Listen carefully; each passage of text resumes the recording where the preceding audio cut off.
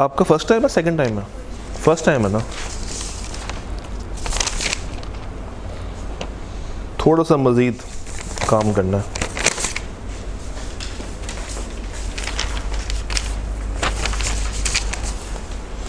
One 136,599 136,599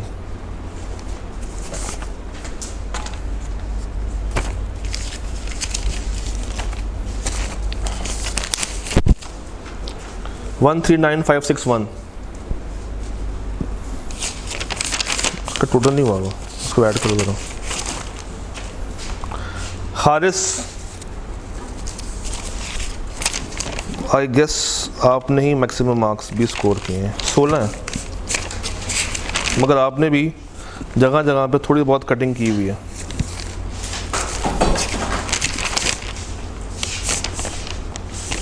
अच्छा है, बाकियों से चॉइस ऑफ वर्ड्स भी अच्छी हुआ। फ्रॉड में ई नहीं आता, फ्रॉड में ई नहीं आता। हाँ जी, 139,561 सवाल गंदम और जवाब चना। मैंने इसमें कमेंट्स ऐड किए हैं, आप पढ़ लीजिएगा। तलहा सेकंड हाईएस्ट, अच्छा था, पढ़ के थोड़ा सा अच्छा लगा, मगर आधा पेपर ब्लू और आधा ब्लैक से क्यों?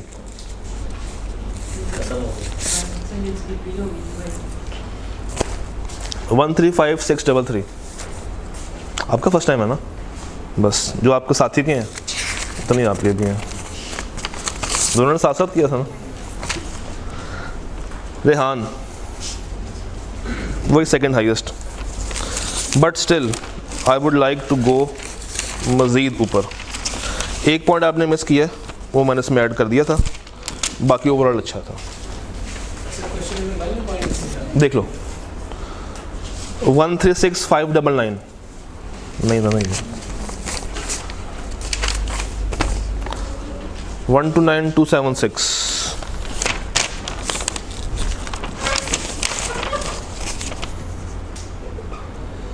एक इशू है और वो सबसे बड़ा इशू है, राइटिंग।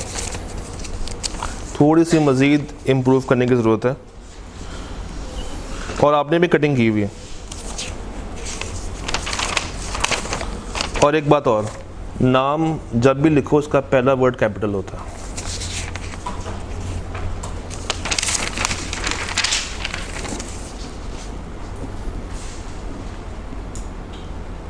कुछ जगहों पे आपने चीज़ें खा गई हैं, भूख लगी हुई थी,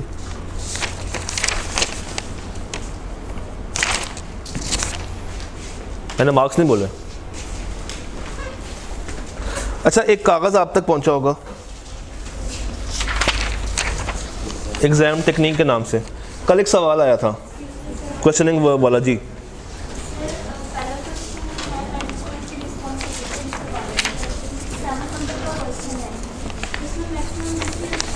सात मैंने, हाँ, तो उन 6 में से ही 4 नंबर है। आपने भी अल्फाज खाए हुए हैं, आपने अल्फाज खाए हुए हैं, प्रॉपर स्टेटमेंट नहीं है, प्रॉपर स्टेटमेंट ही नहीं है, क्या करूं?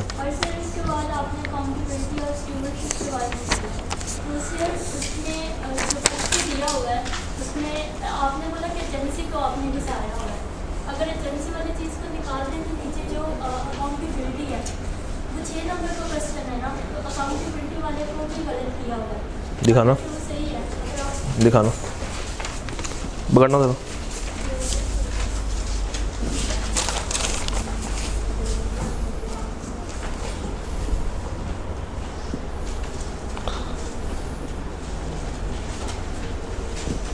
मैं आपकी फर्स्ट लाइन बोलता हूँ,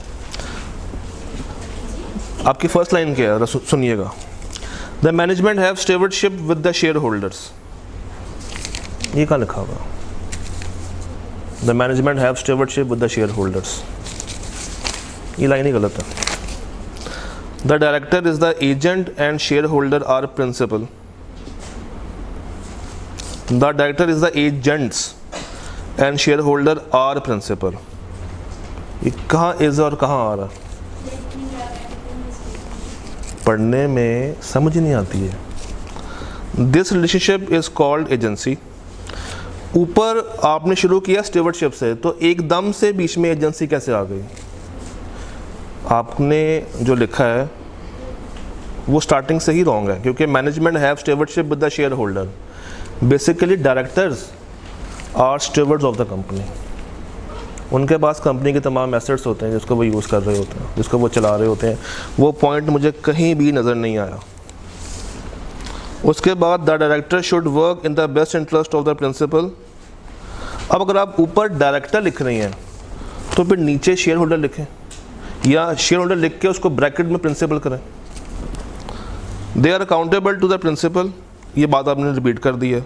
द डायरेक्टर, अच्छा, the director company have to prepare, ये कौन सी कंपनी होती है? The director company. परेशान नहीं होना, हमें इसको बेहतर बनाना है, अब बना के रहेंगे इंशाल्लाह। किस में? सिंपल डिफाइन करना था, किताब में है डेफिनेशन उसकी। मैं आपका भी पढ़ देता हूँ। ले दे मुझे ज़बानी तो नहीं ना याद।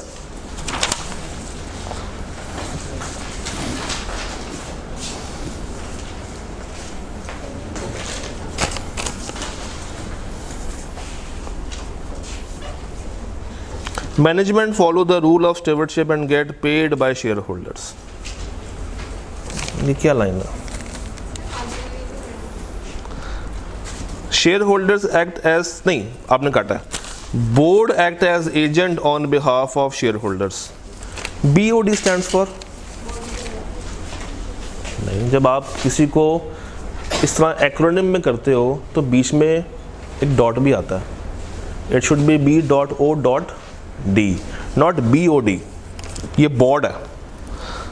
The relationship between shareholders and directors is termed as principle of agency।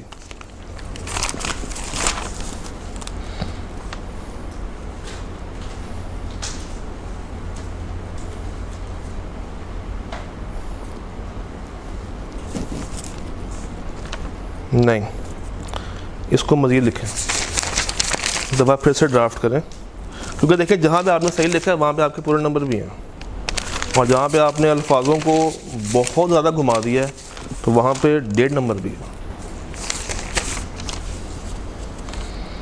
और आगे आपने क्या किया?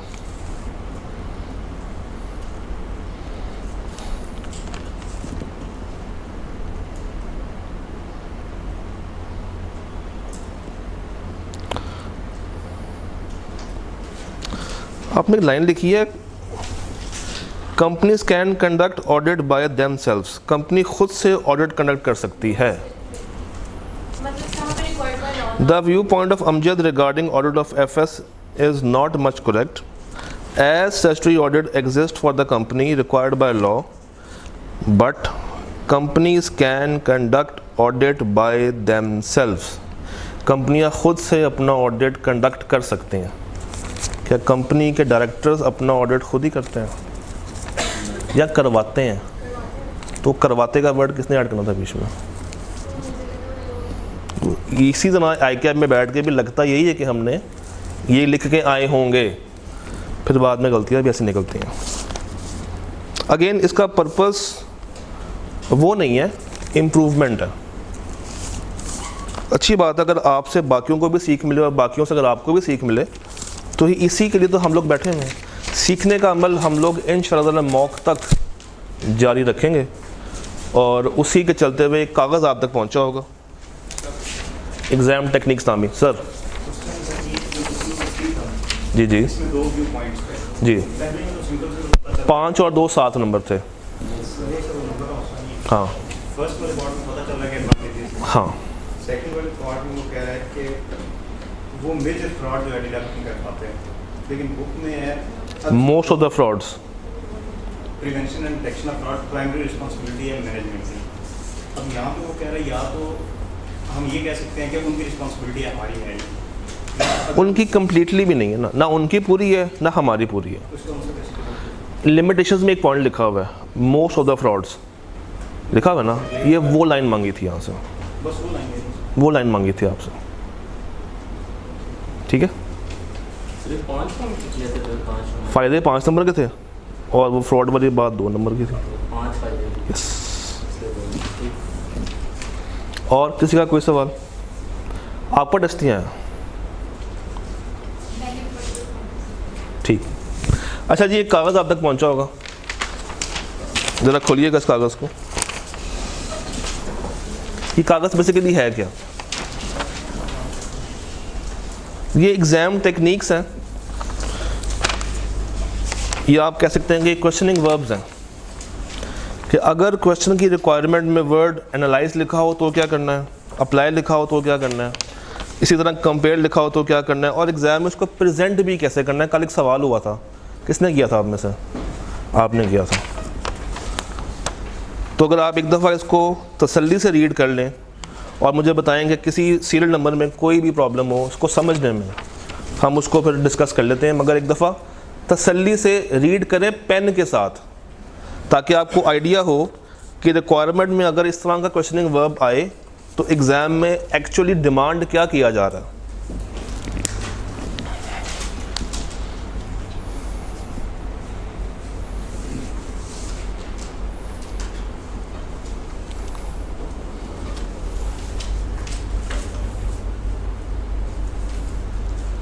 जिस तरह पॉइंट नंबर 16 है लिस्ट, इसकी ज़रा की टिप पढ़ें। पॉइंट नंबर 16 लिस्ट की टिप्स में क्या लिखा हुआ है? Don't discuss, just make a. मगर हम लोग क्या करते हैं, पॉइंट लिख के उसको डिस्कस करना स्टार्ट कर देते। तो ये हमने चीज़ें अवॉइड करनी है एग्ज़ाम में।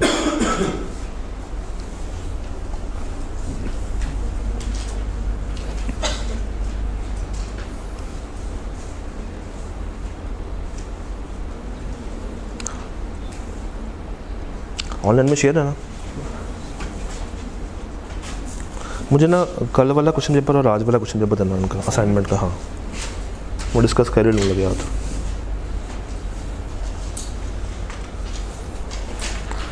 कल वाला भी देना।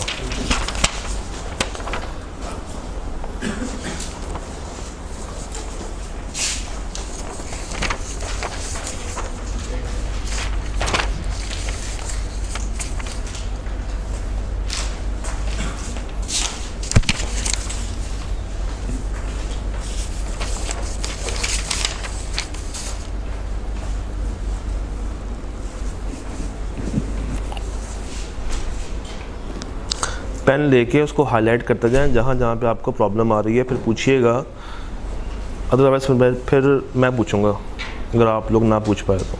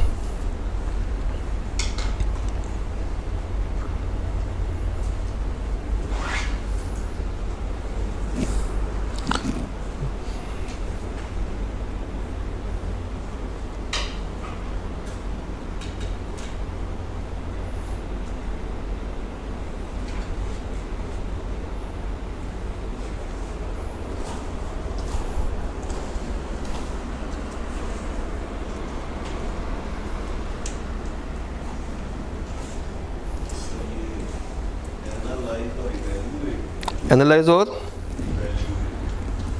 ठीक है जी।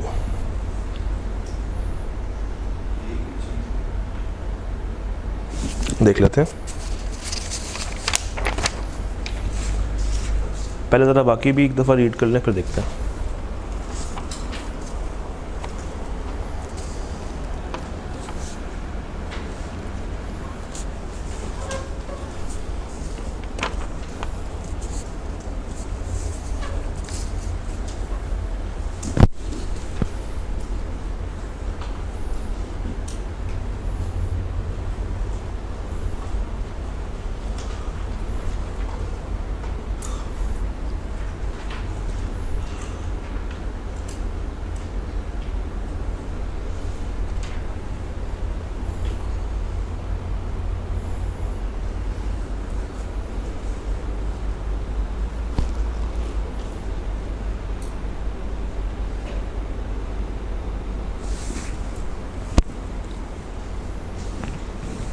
पढ़ लिए?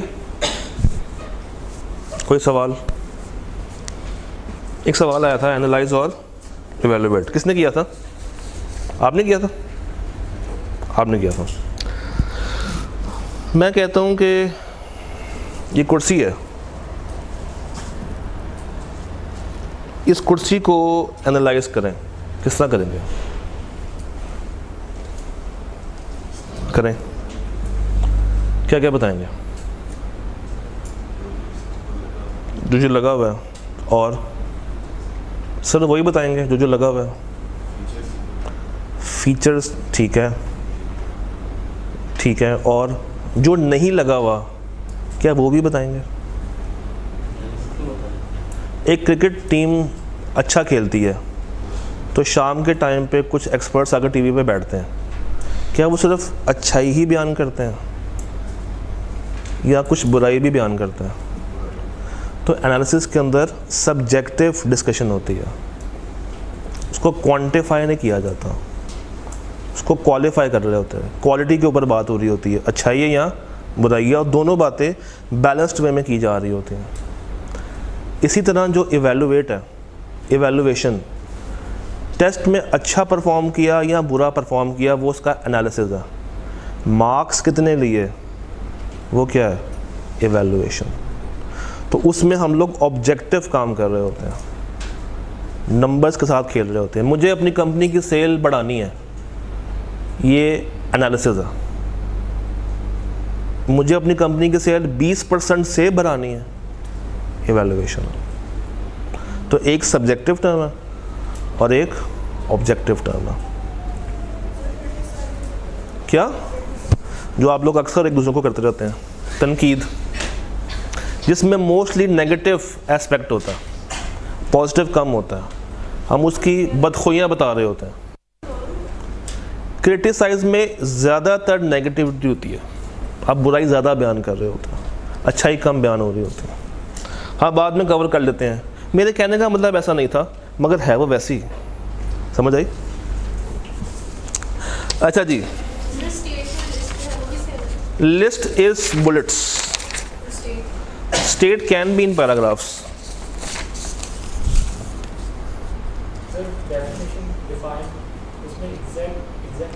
Definition should be book के words। जिस तरह कल देखी थी ना एश्योरेंस की, पूरी किताब में ग़ालिबन 3 जगह पे आती हैं डेफिनेशंस। एक एश्योरेंस की है, एक लेटर ऑफ रिप्रेजेंटेशन की है, और एक एक्सपेक्टेशन गैप की है। पूरी किताब में 3 जगह बनाएंगी, तो वो आपने वर्ड बाय वर्ड, और उसमें से भी ये वाली ज़्यादा टेढ़ी है, तो ये तो होने ही वर्ड बाय वर्ड चाहिए जी। असेस, और असेस के अंदर हम लोग उसको इतना तंग नहीं करते, मगर क्रिटिसाइज उसमें ज़्यादा नेगेटिविटी और थोड़ी सी पॉजिटिविटी ले आए हैं, बांट दें। आप लोग इतनी मेहनत के साथ आते हैं, हमने कहा जो आपके लिए चाय और बिस्किट्स अरेंज कर लिए जाएं।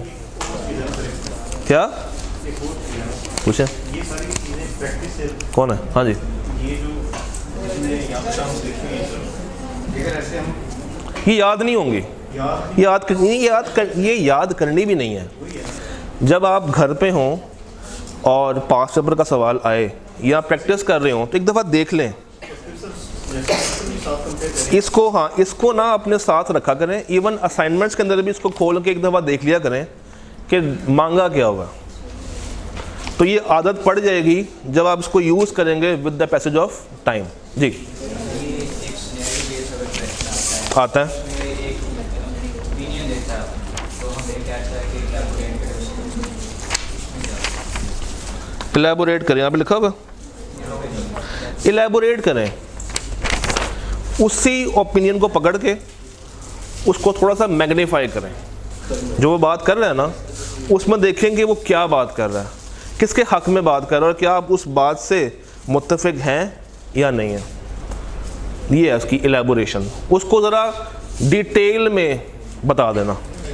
और यहाँ पे एक सवाल था जी। डिस्क्राइब में लिखा हुआ है लिस्ट कैरेक्टरिस्टिक्स। जी, चल आपको बताता है इसमें तो पैराग्राफ फॉर्म में लिखते हैं। डिस्क्राइब पढ़ लेते हैं। गिव अ डिटेल्ड अकाउंट और key features, list features, qualities and parts, key tips, make a picture with words, identification is not sufficient. कहना ये चाह रहा है कि जब आप लिस्ट भी बनाएं तो वो ये ना हो कि वन लाइनर हो, it should be in 3 to 4 lines. तो वो एक पैरा भी बन जाएगा और एक आपका अलग से पॉइंट भी काउंट हो जाएगा। और एक वर्ड लिखा हुआ है पिक्चर विद वर्ड्स, इसका क्या मतलब होगा? पिक्चर विद वर्ड्स का मतलब क्या होगा? पिक्चर विद वर्ड्स,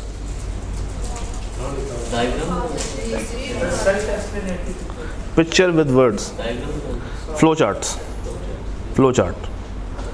हाँ जी, हो गया? कुछ बच गया? क्या हो, नहीं पीनी? आपने नहीं पी? क्या चीज़? वो क्या करे? वो क्या करे? उसको जूस मंगा देते हैं। 2 ग्राम भाई जूस पिला दीजिएगा। हाँ, 2 तभी काउंट किए सर, और आपको लगता है कि वो 2 पी लेंगी? हाँ जी, इनको क्लास से बाहर ले जाए, इनको चाय देते हैं बस, इनके लिए बहुत है चाय। हाँ जी, 3 जूस कर दें यार इनके लिए, वरना इन दोनों को हजम नहीं होने। हाँ जी, नहीं है, बाहर से अरेंज कर दें, अरेंज कर दें बाहर से। और जब आप अरेंज कर रहे हैं तो अच्छे वाले कर दीजिएगा। क्या हुआ? नहीं, ये चाय टी बैग वाली नहीं है, ये चाय मैंने स्पेशल बनवाई है, आप इजीली लेनी इस चाय को। हाँ, देखा ना, नेगेटिविटी, क्रिटिसिज्म। अच्छा, किसी ने तारीफ नहीं की कि सर एमी आपने तकल्लुफ़ किया है, 80 रुपये खर्चे हम पे, ये किसी ने नहीं कहा। मायूस कर देते हैं आप लोग। मैंने कहा मेरे बच्चे 2 दिन से आ रहे हैं, असाइनमेंट सॉल्व कर रहे हैं, लिख रहे हैं, उनके हाथ थक गए होंगे, एक पैराडोल भी ला दे रहे हैं इनको, हैं ना, शुक्रिया कर रहे हैं, एहसान फरामोश। अच्छा जी, चलो जी, मेरे ख्याल से हमें टॉपिक की तरफ आ जाना चाहिए। ऑल्दो छोटा सा है मगर अब टाइम भी थोड़ा सा आगे जा चुका है। अच्छा, आज जो पढ़ेंगे ना, अनफॉर्चुनेटली ICAP में सिर्फ उसमें से एक ही एस्पेक्ट आता है, और ये तो बिल्कुल भी नहीं आता। इंट्रो टू IFAC और IAASB। आज तक आपने एक बॉडी का नाम सुना होगा बड़े गौर से, ICAP, सुना है ना? ये ICAP क्यों पढ़ते हैं, ICAP क्यों नहीं पढ़ते? बोलने में आसान है। जिस तरह इंडिया का है ICAI, वो काई नहीं पढ़ते, हम लोग ICAP पढ़ते हैं। तो ICAP बेसिकली क्या है? ये मेंबर है किसका? IFAC का। और IFAC क्या है? अकाउंटेंसी की एक फेडरेशन, ग्लोबल ऑर्गेनाइजेशन जो कि हर जगह पर काम कर रही है। इसके 175 मेंबर्स हैं, 130 मुल्कों में फैली हुई है, 3 मिलियन से ज़्यादा अकाउंटेंट्स हैं, और इसका काम है डेवलपमेंट करना, अडॉप्शन करना, हाई क्वालिटी स्टैंडर्ड्स बनाना, इमर्जिंग इकोनॉमीज़ को सपोर्ट करना। जितनी गप मार सकते हैं मारते जाएं, आपको कोई पूछने वाला नहीं है।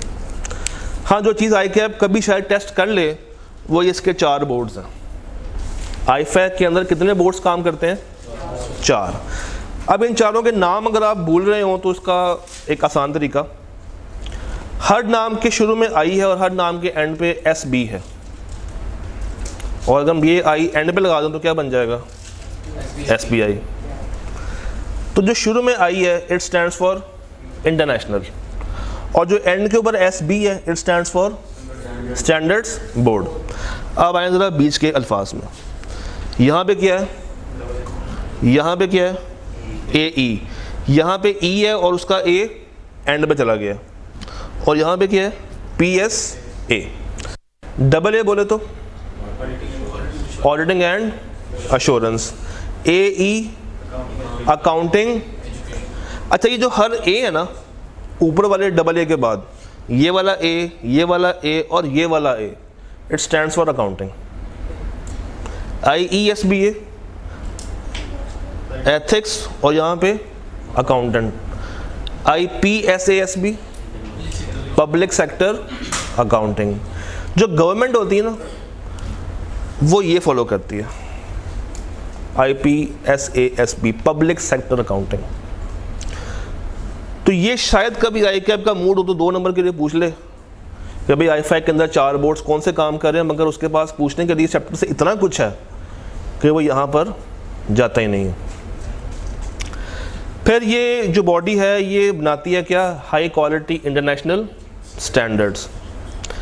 स्टैंडर्ड्स बनते कैसे हैं, सबसे पहले एक सब्जेक्ट मैटर को चूज़ किया जाता है जिसके ऊपर स्टैंडर्ड बनाना है, उसके बाद वो सब्जेक्ट मैटर इशू किया जाता है डिफरेंट अकाउंटिंग बॉडीज़ को कि आप हमें इसके ऊपर ड्राफ्ट बना के दें। फिर उन सब से ड्राफ्ट मंगवाया जाता है, एक जगह पे इकट्ठा किया जाता है, फिर ए का ड्राफ्ट बी को भेजते हैं, बी का ड्राफ्ट सी को भेजते हैं, सी का ड्राफ्ट डी को भेजते हैं, ताकि इसके ऊपर कंपैरिजन किया जा सके, इसको क्रॉस वेरीफाई किया जा सके। फिर हर एक की जो अमेंडमेंट्स आती हैं उसको पकड़ते हैं, जोड़ते हैं और कंपाइल करके एक नया आइज़ा पब्लिश कर देते हैं। अगेन यहाँ पे स्माइली बननी चाहिए क्योंकि आपने इसको सिर्फ पढ़ना, याद नहीं करना। रिसेंटली अपडेट कब आई है, जब ISQM आया। पता ISQM का? नहीं पता। ISQC का पता? क्वालिटी कंट्रोल का पता? ISQC ख़त्म हो गया और ISQM 2 आए हैं, ISQM 1 और ISQM 2। और ये क्यों आए हैं, क्योंकि आइज़ा 220 रिवाइज़ हुआ। जो रिसेंट आइज़ा रिवाइज़ हुआ ना वो 220 है। अच्छा जी, उसके बाद हर आइज़ा के अंदर क्या होता है, intro, objective, definition, use of words, और एंड के ऊपर 2 तरह के होते हैं पैराग्राफ्स, एक एप्लीकेशन पैराग्राफ और एक एक्सप्लेनेशन पैराग्राफ। अब अगेन अगर रीड करके समझ आ गई है तो इसकी गहराई में उतरने की ज़रूरत नहीं है। ये आई क्या, अगर चाहे तो ये टेबल एक दफ़ा टेस्ट कर सकता है।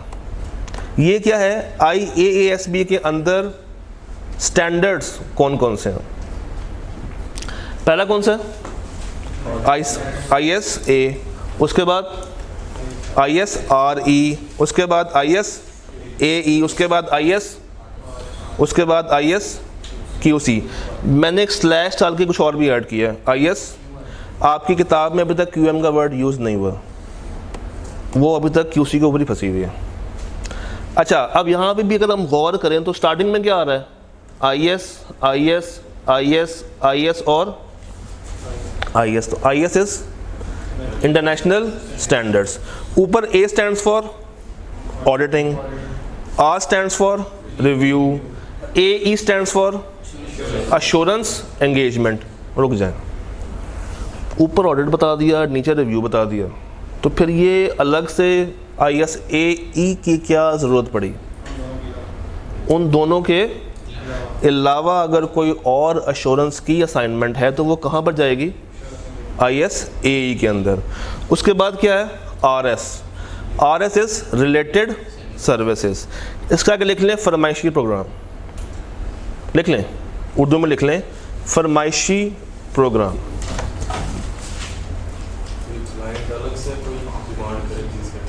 जिस तरह हम कहते हैं ना कि हम जाके फाइनेंशियल्स भी बनाते हैं, तो बेसिकली हम इसके तहत बना रहे होते हैं। लॉ में इजाज़त देता है? हाँ, एक ऑडिटिंग फर्म का काम सिर्फ ऑडिट करना तो नहीं है।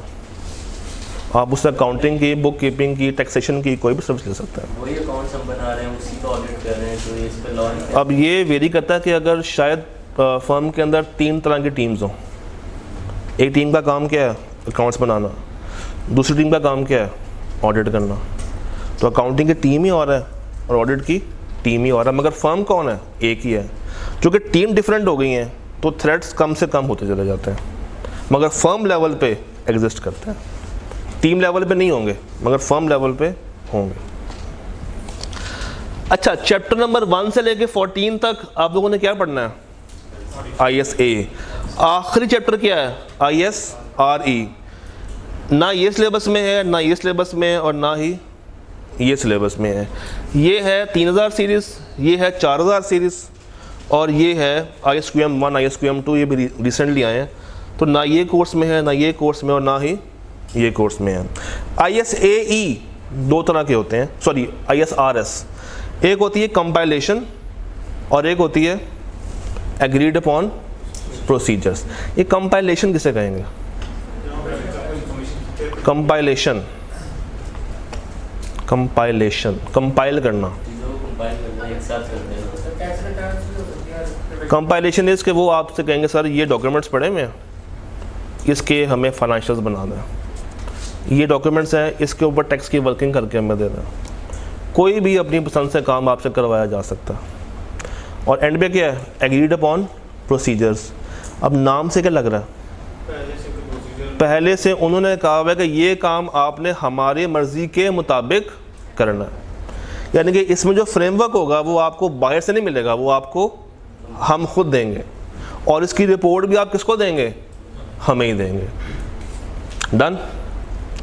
अब एक चीज़ और, ये देख रहे हैं IFAC, ISB इशूइंग, इससे अभी तक कोई भी सवाल ICAP में टेस्ट नहीं हुआ। तो बस ये पढ़ के एक दफ़ा मुस्कुरा के आगे चल पड़ना, ज़्यादा दुखी नहीं होना। फिर जो 2 इम्पॉर्टेंट एरियाज़ हैं, एक है स्केप्टिसिज्म और एक है प्रोफेशनल जजमेंट। ले जनाब जूस भी आ गया। सर एक चीज़ है, कहाँ है? जो है किधर है? इशूड बाय IASB, इसके ऊपर एक जगह लिखा हुआ है इंटरनेशनल ऑडिटिंग प्रैक्टिस स्टेटमेंट, इप्सस ये सर। Practice statements. अगर वो कहता है कि स्टैंडर्ड्स बताएं जो issue- तो ये ऐड होगी, ये ऐड होगी, ये ऐड होगी, ये टोटल 6 ऐड होंगे। अच्छा जी, प्रोफेशनल स्केप्टिसिज्म और professional judgement. What is professional scepticism? Urdu में लिख लें, ऑडिटर के दिमाग का कीड़ा। ऑडिटर के दिमाग का व्हाट? कीड़ा, अ वर्म। बेसिकली आप ये भी कह सकते हैं कि ऑडिटर कभी कभी ना फुफ्फो बन जाता। क्या बन जाता? फुफ्फो। और फुफ्फो का काम क्या होता है? आग लगाना, एतराज़ करना, ये काम करता है। कभी भी मैनेजमेंट की बात पे इसने यकीन जाके नहीं करना, उनसे काउंटर क्वेश्चंस करता जाएगा, उनकी बात पे सर नहीं हिलाएगा, और एक की चीज़ दूसरे से, दूसरे की तीसरे से, तीसरे की बात चौथे को, चौथे की बात पांचवे को लगाता जाएगा, ताकि इनमें से कोई उकताहट का शिकार हो और दूसरे के बारे में खुल के बातें बतानी शुरू कर दे। और यही तो उसका काम है। वो नुमाइंदा किसका है? तो वो किस पे ट्रस्ट करके बैठे हुए हैं? इसी के ऊपर। और अगर आपको लगता है कि कंपनी में काम करने वाले सारे एक ही बराबर हैं, तब तो कभी भी कोई किसी का फ्रॉड सामने नहीं लेकर आएगा। तो फ्रॉड को पकड़ने के लिए, एरर को पकड़ने के लिए इसको ये गलत काम करना पड़ता है। इसको हम एक और नाम से भी पुकारते हैं, ऑडिटर का समोसा। ऑडिटर का समोसा। जो आपको चाय पिलाई है ना, इसलिए पिलाई थी कि जब मैं वर्ड समोसा बोलूँगा तो शायद आपके माइंड में आएगा सर वो समोसे भी होने चाहिए, बट इसलिए आपको बिस्किट खिला के चुप किया वैसा कर मैंने। तो ये करता ये है कि इंडिविजुअल बेसिस के ऊपर बंदों को पकड़ता है और कहता है कि यार चलो खाना खाने चलते हैं। फिर इनसे सवाल पूछता और देखता है कि कंपनी के अंदर इस बंदे की लड़ाई किसके साथ है, और उसके मुताबिक सवाल करना शुरू कर देता है। वो बंदा भी आवाज़ार होता है, वो उसके अगेंस्ट सारी बातें खोल के बता देता है। फिर इसको चैन नहीं आता, दूसरे बंदे के पास जाता है और उसको इसके बारे में उकसाता है। इससे क्या होता है कि वो तमाम अनयूजुअल थिंग्स को पकड़ लेता है, आगे होने वाले एरर्स और फ्रॉड को भी ऑब्जर्व कर लेता है। तो ये एक बड़ा अच्छा टूल है जो कि इसके माइंड में होता है, जो कि इसके काम का पार्ट है, और इसके बिना ऑडिट अधूरा है। Then comes professional judgement. Over generalising, एक चीज़ को बहुत ही ज़्यादा अज्यूम कर लेना कि यार ये तो मुझे आती है, ओवरली जनरलाइज कर लेना। यानी कि इसका फ़ायदा क्या होगा कि हम मैनेजमेंट की फजूल की अजम्पशंस को, उनके फजूल की कंक्लूजन्स को मानेंगे नहीं कि भाई मैनेजमेंट सही कह रही है तो उसकी बात को फ़ौरन से हामी भर लो। नहीं, आपने उनकी तमाम बातों को पकड़ के असेस करना है, ओवरली जनरलाइज नहीं करना। Then comes professional judgement. जब आप लोग फर्म में जाएंगे तो आपके पास क्या ट्रेनिंग होगी? नहीं। एक्सपीरियंस होगा, नॉलेज होगा, कहाँ तक होगा? To the extent of the book. But with passage of time experience भी गेन करेंगे, नॉलेज भी गेन करेंगे और ट्रेनिंग भी गेन करेंगे।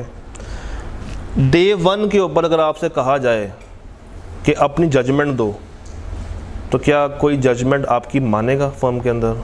नहीं। क्यों? ना ट्रेनिंग है, ना एक्सपीरियंस है और ना ही प्रॉपर नॉलेज है। बट वही बंदा जब 4-5 महीने, साल, 1.5 साल फर्म में गुजार लेता है, उसके बाद वो टीम को लीड भी कर रहा होता है। तो जूनियर से सीनियर तक का सफ़र किसके थ्रू आता है? प्रोफेशनल जजमेंट के थ्रू आता है।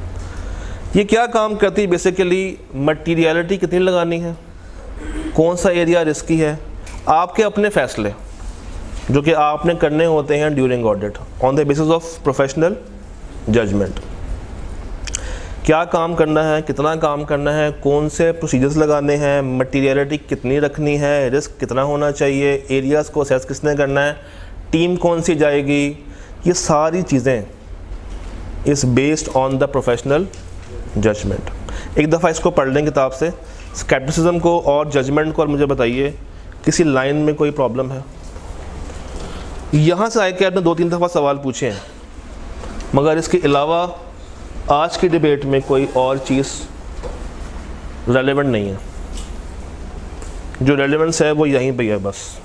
इसके बाद एक टॉपिक और करना है, मगर वो भी इतना ख़ास रेलेवेंट नहीं है। इसको जल्दी से पढ़ लें, काइंडली 5 मिनट लगाएं और इसको दिमाग में बिठाएं।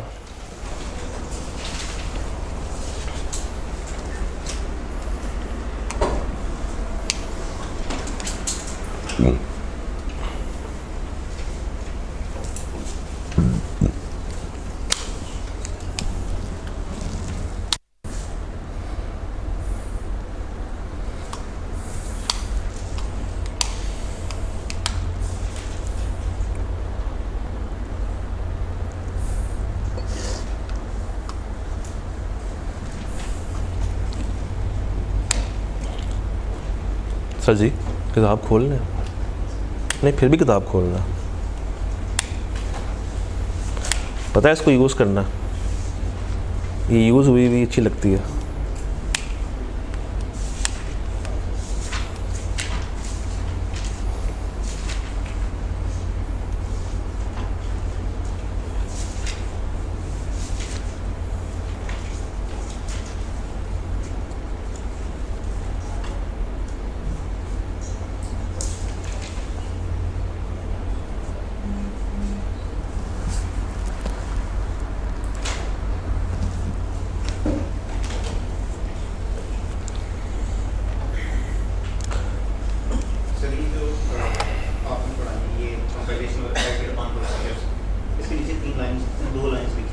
क्या?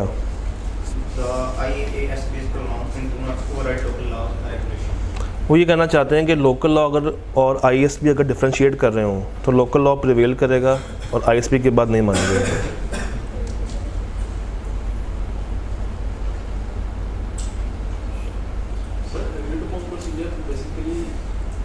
ये ऑडिट के अंदर के ही असाइनमेंट्स होती हैं कि टीम वही होती है मगर काम उनकी पसंद का होता है। जैसे वो आपसे कहें कि आओ और आके कंपनी की लगाई हुई स्ट्रेटजीज़ को देखो कि क्या वो नहीं बनी है या नहीं बनी है, और देखना कैसे है इस फ्रेमवर्क के मुताबिक, और बनाया किसने है, हमने। तो फरमाइशी प्रोग्राम कुछ भी करवा देती है आपसे। पेप्सी को एक दफ़ा नहीं सॉरी एक फर्म है पेप्सी ने उसको असाइनमेंट दी थी अपने ढक्कन काउंट करने की, तो ये एक असाइनमेंट काउंट हुई थी, उनके पैसे मिले थे, सिर्फ ढक्कन काउंट करने थे। स्टॉक ये स्टॉक नहीं था इनके ना, एक वो चला था इनामी स्कीम चली थी, तो उसकी बेस पे फर्म को बुलाया गया था कि बैठें और हमें निकाल के दें जहाँ जहाँ पे वो इनाम वाला वो बना हुआ है, ताकि हम लोग फेयर फैसला कर सकें। तो ये एक काम था जो कि उनसे करवाया गया था। जी अगर वो जैसे लोगों से जैसा मैंने कहा कि बुलाते कुछ है जो इंडस्ट्री के मुखालिफ है, तो उससे जो बात आ रही है वो ऑडिट एविडेंस कैसे होती है? एक बंदे से हमें बात मिल गई, उसने कहा कि यार मिस्टर डी जो है ना, उसके पास शुरू में साइकिल थी और अब वो देखो वो करोड़ा पे आता है। 2 साल में उसने तरक्की कर ली है, मगर ये तरक्की हमें पता कैसे की है। वो जाली इन्वॉइसेस बनाता है, जाली परचेजेस रिकॉर्ड करता है और पैसे अपनी जेब में डालता है। फिर यही बात मुझे मिस्टर बी ने भी कही, यही बात मिस्टर सी ने भी कही। अब जब 3 बंदे यही एक ही बात कर रहे हैं तो मैं कुछ बात पर यकीन करना शुरू करूंगा और मिस्टर डी के पीछे हल्का हल्का काम करना शुरू कर दूंगा। इट मीन्स कि उनकी बातों से मुझे एक सबूत मिल रहा है कि मिस्टर डी के काम में ख़राबी हो सकती है। तो अब मैं मिस्टर डी के पीछे, जैसे ही मिस्टर डी की कोई डॉक्यूमेंट मेरे सामने आएगा, कोई इनवॉइस मेरे सामने आएगी, या उसके अगर साइन किसी चीज़ पे होने थे और नहीं हुए, तो मैं उससे ज़्यादा स्केप्टिक होके बातें पूछूंगा। तो इस तरह वो एविडेंस हासिल करता, हर एक को, हर एरिया को तफसीलन बगौर देखता। मुझे ये बताइए ऑडिटर अपॉइंट कब होता, साल के एंड पे या साल के शुरू पे? और एजीएम कब होती है? सर 2000 हम कहते हैं कि कंपनी का ईयर एंड है 31 दिसंबर 2023 का ऑडिट करना है। ऑडिटर कब अपॉइंट हुआ होगा? 2022 के एंड में या 23 के शुरू में? तो अपॉइंट तो हो गया, बट वो ऑडिट करने के लिए कब आएगा? 23 के एंड पे। उसको हम कहते हैं प्यार से फाइनल ऑडिट। क्या कहते हैं? Final audit. और वही ऑडिटर या वही ऑडिट टीम क्या सारे काम इस फेज़ में कर लेती है? नहीं। होता ये है कि जब आपको अपॉइंट कर लिया जाता है तो आफ्टर सम मंथ्स जो बड़े लोग हैं, क्या मुराद है, पार्टनर, डायरेक्टर, मैनेजर या कभी कभी सुपरवाइज़र, इनको भेजा जाता है कि जाओ और जाके कंपनी का इंटरिम ऑडिट करके आओ। What actually is interim audit? Interim audit is year and से पहले होना, ईयर एंड से पहले होना। और बेसिकली इस फेज़ में क्या होता है, हम कंपनी को अंडरस्टैंड करते हैं, कंपनी के कंट्रोल्स को परखते हैं, कंपनी की मैनेजमेंट की नीयतों को देखते हैं, उनके साथ मीटिंग्स करते हैं, डिस्कशंस करते हैं और एनालाइज करते हैं कि यहाँ पे कितनी मटीरियलिटी सेट करनी चाहिए, यहाँ पे कितना काम रिस्की है, कितने कंट्रोल्स डिफेक्टिव हैं। तो ये काम कौन करता है? कंपनी के बड़े। ये क्वांटिटी में कम होंगे मगर एक्सपीरियंस में ज़्यादा होंगे। फिर आता है उनका एंड, यहाँ पर जाते हैं आप लोग, यानी कि ऑडिट जूनियर्स या सीनियर्स या सेमी सीनियर्स। यहाँ पर क्या होता है? डंकी वर्क, गधों वाला काम तो आपसे लिया जाता है ना यहाँ पर, मगर सूटेड बूटेड टाई शाई में कौन जाएगा? कंपनी के बड़े। यहाँ पर क्या होगा? प्रोसीजर्स, रात रात तक काम, स्टॉक काउंट, कस्टमर से लड़ना, मैनेजमेंट से डाटा वगैरह प्रोवाइड करवाना। आइए इसको पढ़ते हैं। इंटरिम क्या है? This is perform before the end of the accounting period and may include discussions with the and management design to enhance the auditors understanding. जिसकी बेस पे क्या होता है कि वो अपना फुल ऑडिट प्लान तैयार कर लेता है कि कितनी टीम चाहिए, वो टीम कहाँ कहाँ पे जाएगी, कौन से एरिया किस टीम के हवाले करने, इन्फॉर्मेशन वगैरह ये लोग रिकॉर्ड करते हैं कंट्रोल्स के ऊपर, और कुछ बेसिक प्रोसीजर्स लगा कर आ जाते हैं, जिसमें से एक बेसिक प्रोसीजर होता है एक्सटर्नल कन्फर्मेशन। ये लिख लें साइड पे करके ना यहाँ पे, external conformation, basic external conformation. इसकी डिटेल आएगी चैप्टर नंबर 9 में। तो शुरू के कंट्रोल्स टेस्टिंग, शुरू के कुछ सब्सटेंटिव प्रोसीजर्स की यहाँ पे लगा आते हैं ताकि उनकी टीम को, जो अब नेक्स्ट टीम आएगी, उसको थोड़ा सा कम काम करना पड़े। मगर जब ये लोग पहुँचते हैं तब लड़ाइयाँ होती हैं, जब ये लोग पहुँचते हैं तब मारामारी होती है, और यहाँ पर थोड़ी सी कम एक्सपीरियंस टीम आती है मगर वो क्वांटिटी में ज़्यादा होते हैं। क्यों? यहाँ पे फील्ड वर्क होता है, वहाँ पे क्या होती हैं, मीटिंग्स वगैरह चल रही होती हैं। अच्छा, यही टॉपिक चैप्टर 3 रिपीट करेगा, और उसमें एडिशन क्या होगी कि इसके अंदर के कुछ प्रोसीजर्स और इसके अंदर के प्रोसीजर्स वो ऐड होंगे, बाकी ये पूरा टॉपिक सेम रहेगा। चैप्टर 3 में इसके ऊपर हम फिर से एक दफ़ा बात कर रहे होंगे। रिस्क असेसमेंट यहाँ पर हो जाती है, तभी तो हमारा प्लान बनता है कि हमने कौन से बंदे को कौन सा एरिया अलॉट करना। जितना सीनियर बंदा उतना ज़्यादा रिस्की एरिया। बुक में ये जो नई बुक है ना, ये यहाँ पे आपको मिलेगा नहीं, क्योंकि हमने इसको फिर एक ही जगह पे फेंक दिया था चैप्टर नंबर 3 के एंड पे। बट जो पुरानी बुक है वो 1 में भी लिखा हुआ है और 3 में भी लिखा हुआ है। अच्छा, अगर आप लोग बात करें किताब की, तो कंपनीज एक्ट को छोड़ के यूनिट 1, यूनिट 2, 4 और 5 डन। कुल मिला के गालिबन 15 पेजेस बनते हैं शायद। तो इसका कल एक बड़ा प्यारा सा क्या होगा, टेस्ट होगा। नहीं, टेस्ट होगा। मैंने कहा था असाइनमेंट और टेस्ट पैरेलल चलेंगे। तो कल ये तो शॉर्ट थी ना, 20 नंबर की, 12 नंबर की।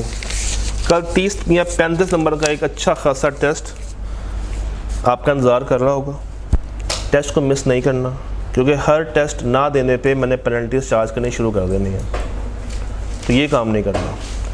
अगर आप थोड़ी सी इम्प्रूवमेंट चाहते हैं तो आपको भी थोड़ा सा काम करना पड़ेगा। मंडे से हमारा सफ़र बहुत रोमांचक होने वाला है। क्यों? कंपनीज एक्ट स्टार्ट हो जाएगा, उसमें सारी की सारी क्या है, लॉजिक ही है।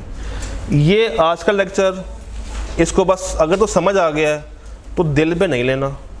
असल चीज़ कौन सी है, what is audit, what is assurance, और उसके फ़ायदे और नुकसान। हाँ, आज के लेक्चर में से बस ये 2 टॉपिक्स अगर आप अच्छे से तैयार कर लें तो बहुत है। ये 2 और इसके साथ एक सेकंड, ये चीज़ 4 बोर्ड्स कौन से हैं, और ये वाला बॉक्स डन। मंडे को मुलाकात करते हैं विद कंपनीज एक्ट। ये वाली ठीक है, क्लास टाइम में टेस्ट होगा, यहीं पे होगा।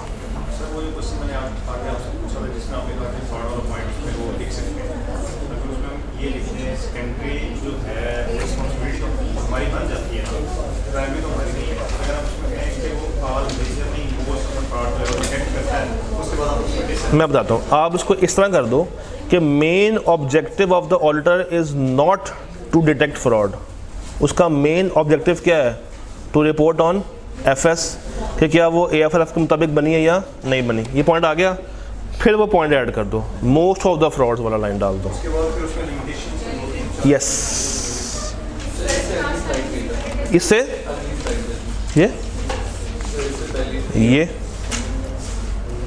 ये तो है बुक में, वन में ये वन में है, चेक करो ज़रा, ये 3 में है, ये 3 में है। ठीक है जी, कोई और सवाल? क्लास टाइमिंग से पहले टेस्ट नहीं। और कोई सवाल?